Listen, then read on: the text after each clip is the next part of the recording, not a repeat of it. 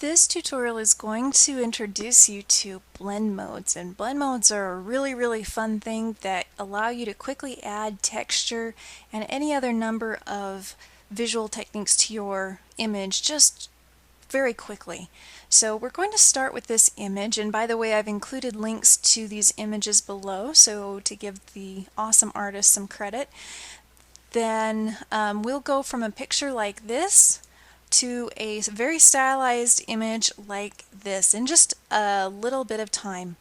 So open the image of the girl sitting on the steps, and the very first thing we want to do is go File, Save As, change your format to Photoshop, and you will save it somewhere, preferably on your computer and not to a hard drive immediately. And I'm just going to call mine Blend Modes and hit Save.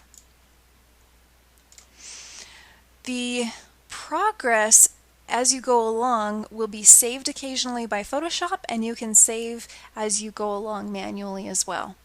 Let's begin by adding texture, because this is the funnest part of the whole thing.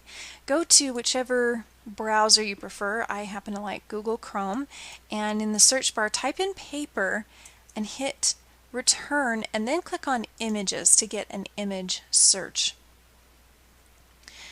To find one that's big enough for our picture, we first need to go check out how large this picture is. So I'm heading back to Photoshop and going to my image size, and this tells me that it is 1440 pixels wide and about 1000 pixels tall.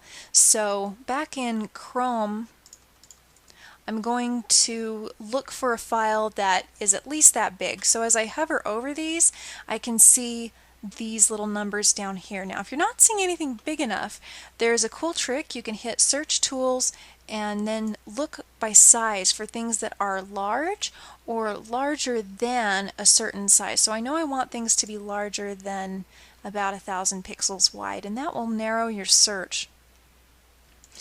Once I've clicked on an image, I can copy it over to my Photoshop. Now this is the one area that kind of hits a gray zone of whether you look at copyright for these textures that you find. When we use blend modes and build up a whole bunch of layers, they are completely unidentifiable, so it's kind of your call if you want to track down these the sources on these. But I'm going to right click and hit copy image, come back to my Photoshop file and paste, Command V.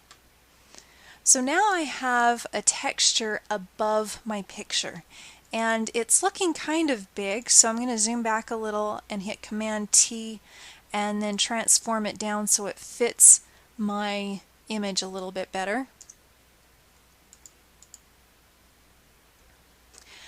The blend modes are in your layers panel, and they are this little drop down, and each one of these is a blend mode. And what a blend mode does is it takes the layer that you're on and uses a whole bunch of information to apply it to the layers below and change their appearance. So here I've set mine to multiply, and multiply will take everything that's light and pretty much make it become transparent and multiply onto the images below. Now there's technical explanations for all of these, and I'm definitely not going to get into that.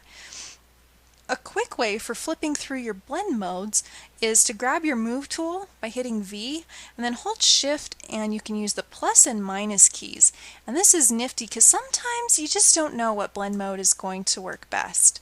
So as I'm holding down shift and just hitting plus a couple times until I find one that I really like. And I kind of like the way this looks, but that's a bit harsh, so I'm going to lower the opacity of my layer just a little bit so that that image shows through even more. So make a new layer and grab your brush tool this time, right click, scroll down, and you should see that Photoshop has a brush already built for this scattered maple leaf. Let's click on that one and then increase the size up so that the leaf is, you know, about there-ish. And I'm going to grab white as my main color and click OK. whoa, that is huge. So I'm going to make mine smaller by holding Option and Control and clicking and dragging to the left.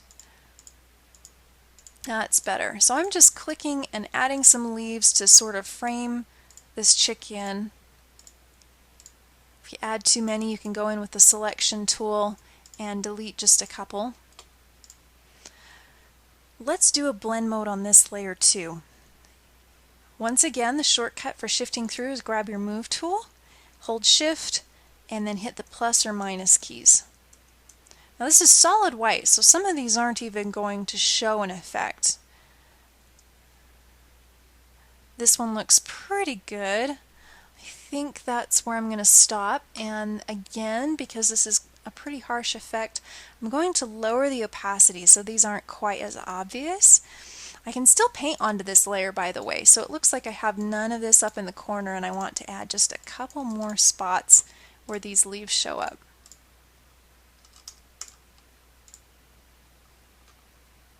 Okay. The next thing I want to do is make a little more of this girl's face visible. But at this point, if I click on my texture layer and just start erasing, it'll show the perfectly smooth photo, which is not something that I want. So I'm going to do a couple of things. First off, I'm going to grab my background layer and duplicate it by clicking and dragging it down to the new layer. I'm moving it above the texture, and I'm going to apply a blend mode to this one as well. So again, grab your Move tool by hitting V, hold Shift, and I'm going to plus through here till I see the one that I want.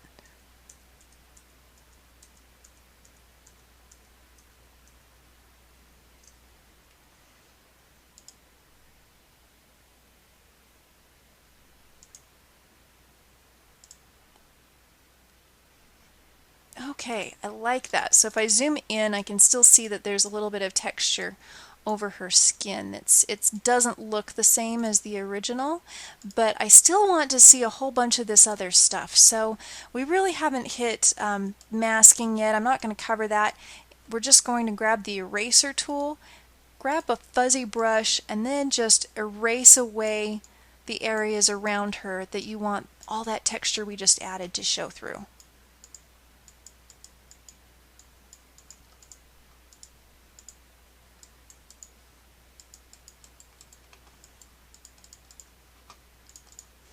Now I will say this, creating something like this is not a science. There's a lot of playing around with it. I would like to get some different tones around here, so I'm going to create a new layer and then grab a paint color, and I'm just going to guess with a green. I could actually change this later if I want to, and grab my painting tool with or my brush by hitting B.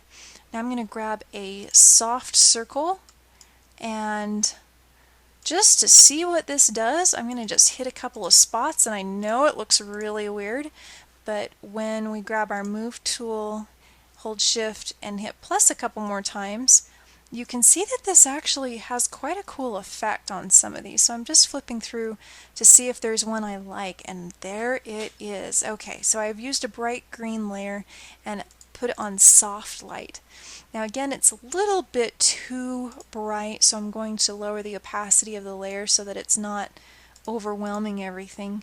And as I'm looking at this dark behind her is becoming really, really strong, and I can tell that's coming off of this layer right here, the background copy. So I'm just going to come into that layer, click on it to make it active, and lighten up those areas so that it looks like what I like. We are getting really close to having a finished product. You can tell that this is a lot more textural, very visually interesting, and I want you to hit Command S to save your progress. If this window shows up, hit Don't Show Again and click OK. That's looking really good. Now you can keep playing with a couple more layers if you'd like, adding either more color around it, or even you can go out and find a couple more textures to layer up on top of this. I'm going to try just a couple of things. Let's see, I've got that Why is it not painting? Oh, I've got my eraser tool. Grabbing my paintbrush instead. That's always fun when you grab the wrong brush tool. Now remember, you don't have to use that shift option. You really can just come over here and click through these to see what happens.